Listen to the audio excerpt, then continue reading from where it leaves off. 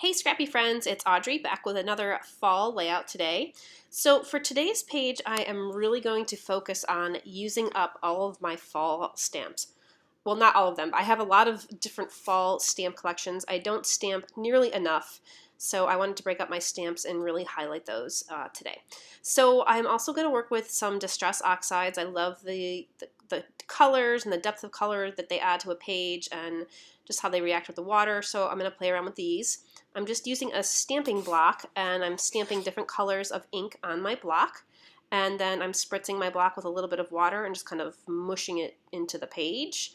I'm using different combinations of yellows and oranges, and I was a little concerned about putting in brown there because it can look kind of muddy, but you know, I think that that's a prominent color in fall, so that gives me a good kind of background base. And then I will go back in with some more orange highlights. I think when the orange gets watered down, it becomes a little bit more yellow. So I definitely wanted to add a little bit more orange in there.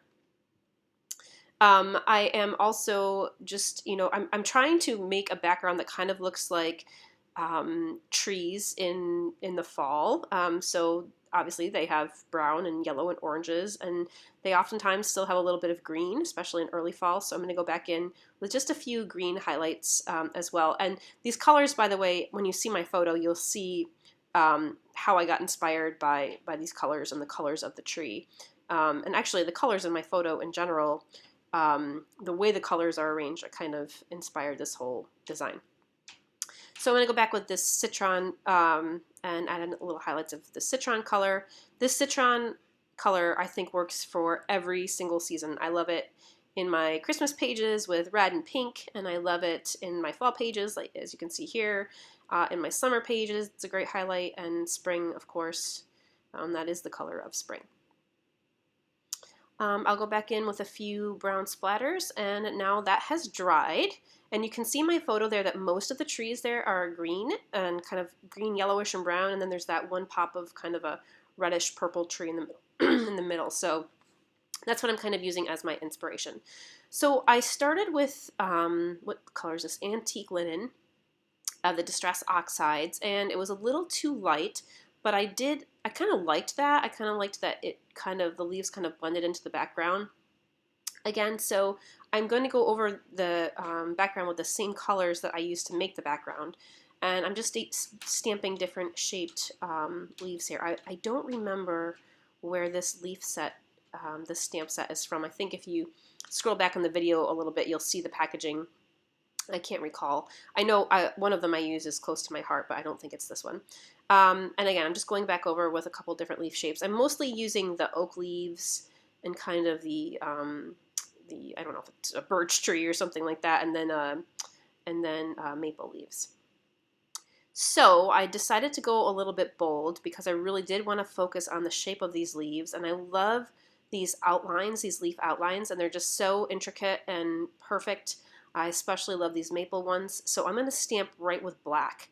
So I'm stamping with black ink, and I get nervous when I do this because it does stand out so much. I was afraid, you know, if I didn't stamp the image all the way, or you're missing a line, or it doesn't stamp correctly, I get nervous with stamping. But by scattering it like this and having a background that's kind of mixed media, you know, I think it helps take away some of the fear of stamping perfectly. So I'm just going to, you know, layer some of these stamps around in different places. And then I decided that I needed something tiny in the top left corner. I just felt it was really heavy on the bottom right. So I just needed a little something on the top to kind of draw your eye over that way. And as you can see, I'm kind of laying my photo on, taking it back off, and kind of positioning my stamps. And I don't want to go too overboard because I already have a lot going on here. But I don't add any pattern paper to this layout except my photo mat. Okay, so now to bring in the red and purple, I took these other stamps, and these are, I think, close to my heart. And you can see that's exactly what happened if you just saw what I did with that one stamp. I didn't press hard enough in the middle, and so the middle didn't stamp, and it didn't get that clear, crisp image, which is fine because this look wasn't a clean, crisp, clear look. So I kind of like the, you know, a little bit of the distressed look here. And I'm stamping over my stamps with orange and coral and I can't remember the name of the purple, but all different colors.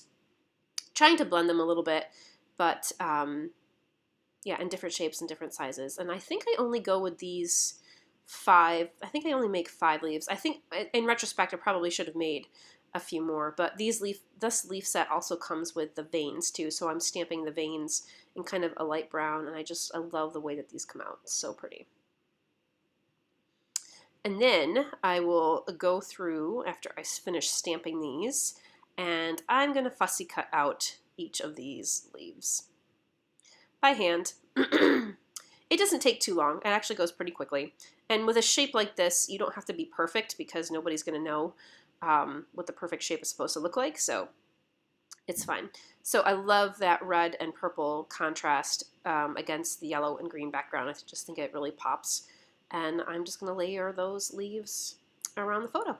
And now I have to start embellishing. So I had gone through my stash ahead of time, and I keep my stash for different seasons in like different bags, and I have some pretty old things. This is an American Crafts like embellishment package that is, gosh, probably from 2009, maybe 2010. And I really liked the phrase that said changing colors, because that's exactly what we were experiencing. And then I pulled out some October afternoon embellishments, and then some other close to my heart ones, and some simple stories tags and Jilly Bean tags. I brought in a little bit of craft paper because I thought that brown just goes nicely, that the brown of a craft color goes nicely with fall themed pages. Okay, so I backed my photo with a piece of pattern paper. I think that's from Jelly Bean Soup. It's kind of like a brown gingham, just a tiny border there. And I distressed the edges, and I put a piece of craft foam behind it to kind of pop it up off the page. And I put a label sticker on the top of my photo. Again, I don't really want to add too many embellishments because I really want the leaf background to stand out, and the leaves that I stamped as well, the red and purple leaves. So I'll play around with the placement of a few of these tags. Excuse me. And you notice if you watch my videos, you know I'm big on my visual triangle and doing my things in often odd numbers or odd groups. So I have craft paper with the little tags where I'm going to journal, and then I have a little piece, a label behind the top of my photo, and then it's off camera a little bit, but in the top left where I stamped those leaves in the corner, I'm going to put a little acorn craft sticker, so to kind of balance that out. And then I'm just going through some label stickers here from, I think those are Pebbles, and then again some more older American Crafts. So as I was going through my stash, I found this transparency, and it has like a plaid pattern on it, and it's not something that I would use over a photo as they were intended to be used.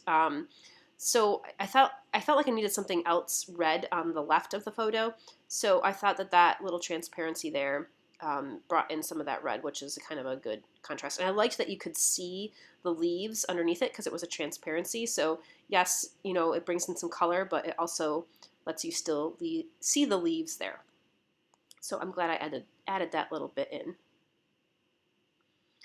And now it's just really a matter of trying to balance everything out and, you know, seeing where I like things and just playing around with a few more embellishments. I don't really do too much else to this page. You know, I'm trying to use my stamps, I'm trying to use my stash, and I think that I accomplished that. Haven't used buttons in forever. So I had buttons in here. I thought, you know what? They're made out of wood. This is a page about leaves and trees, so let me add some buttons. And so I'll put a couple buttons there too. And again, just using those buttons to really balance the color, honestly. And to add, sometimes, you know, when you add a circular element like that, because my lines on there between the, you know, the really organic leaves and then the hard lines of this rectangular photo, a circle kind of helps soften your eye a little bit, and you don't see those hard lines. So I went up in the corner and I just added a tiny bit of green and yellow paint. Again, I know it's off camera, but to kind of balance out the colors even more and draw a little bit more attention with your eye to your eye up to the corner there. And then these little stickers were on that American Crafts sheet, and they were had lost a lot of their stickiness. So I'm going to just re-glue those down with some liquid glue. And I try not to move a lot of the pieces around once I have them set how I like them. I just kind of lift them up and put a little dab of glue underneath, because this glue, once this glue is on, it's not coming off. So this is a fine line bottle, but it's filled with the Scotch Tacky glue, which I love and have been using for a very long time. Okay, I added a few pieces of twine to some of my smaller buttons there. So that's what I'm doing here, and I'm using some glue dots to glue some of the buttons together. I'm layering them and just popping some things off the page, and I think that that's it. So yeah, so I felt like I was successful. I used my stamps, I used my stash. It's what I was going for. I definitely will be using a lot of these stamps again. They're just so pretty and fun, and I love kind of the messy, random stamping because it just lets you be kind of artsy. So that is it for today's page. Thank you so much for stopping by, and stay tuned for another page coming up soon. Stay scrappy, my friends.